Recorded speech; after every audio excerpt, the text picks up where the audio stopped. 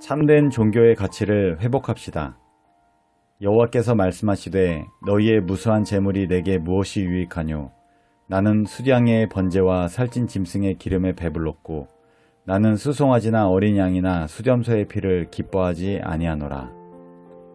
선지자 이사야는 유다와 예루살렘에 대하여 본 계시를 말합니다. 이 계시는 유다와 예루살렘 사람들의 유익을 위하여 주어진 것으로 설교 형태로 선포되었습니다. 유다는 외형적으로는 여전히 매우 신실해 보였습니다. 성전에서 수많은 희생제물들이 드려졌지만 참신앙은 거의 찾아볼 수 없었습니다. 그들은 하나님의 백성이라 공언하면서 종교의 외형은 유지하고 있었지만 하나님께서 그들에게 진정 바라시는 것이 무엇인지는 모르고 있었습니다. 그들은 희생제물은 즐겨드리고자 했지만 자신들의 마음은 하나님께 드리지 않았습니다. 그들은 종교의 형식은 알고 있었지만 자신들에게 구주가 필요하다는 사실과 의가 의미하는 것이 무엇인지는 깨닫지 못했습니다. 이사야는 그 사람들이 정신을 차리고 자신들의 어리석은 행위를 깨닫도록 하기 위하여 무진회를 썼습니다. 그는 일련의 날카로운 질문들을 통해서 오직 외형만을 갖춘 종교는 하나님이 불쾌히 여기시는 것이라는 사실을 그들에게 일깨워 주고자 하였습니다.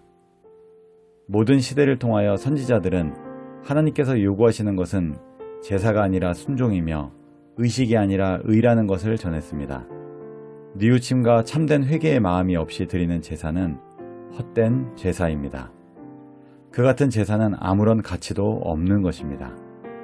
하나님께서는 당신에게 드리는 향기로운 향의 제사를 기뻐하기는커녕 오히려 그것을 매우 불쾌히 여기셨습니다. 종교의 형식이 참된 정신을 상실하면 무의미한 것이 되어버립니다. 순종이 따르지 않는다면 기도까지라도 가증한 것이 됩니다. 뿐만 아니라 성일들이라 할지라도 거기에 순종이 결여되어 있다면 하나님께서는 불쾌히 여기실 것입니다. 악한 삶을 살면서 성회에만 참석하는 것도 마찬가지입니다.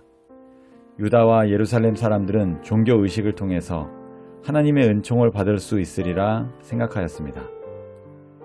하지만 하나님께서는 그들이 정해진 절기를 지키는 것과 예배 그리고 외식적 거칠애에 대해 노를 바라셨습니다.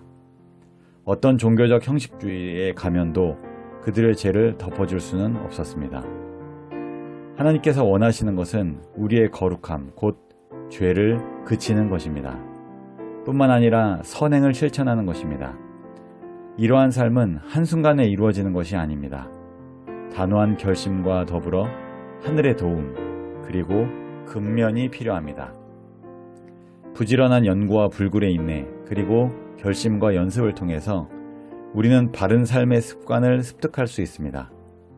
어려움과 고난에 처한 이들에게 관심을 가지고 사랑을 베푸는 것이 제사를 드리는 자들의 삶의 모습이어야 했습니다.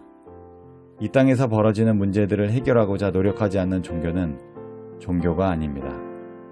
또한 사람을 하늘 왕국의 원칙에 조화된 삶으로 이끌지 않는 종교도 종교가 아닙니다. 종교가 엄숙한 의식들만 준수하고 고아들과 과부들의 필요에는 무관심하다면 그것은 이미 종교의 의미를 상실한 것입니다. 저와 여러분은 참된 종교의 가치를 삶에서 나타내고 있나요? 아니면 의미를 상실한 종교 의식만 무의식적으로 반복하고 있나요? 잠시 기도하겠습니다.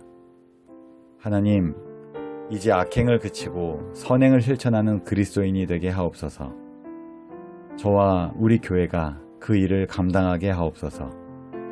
예수님의 이름으로 기도합니다. 아멘.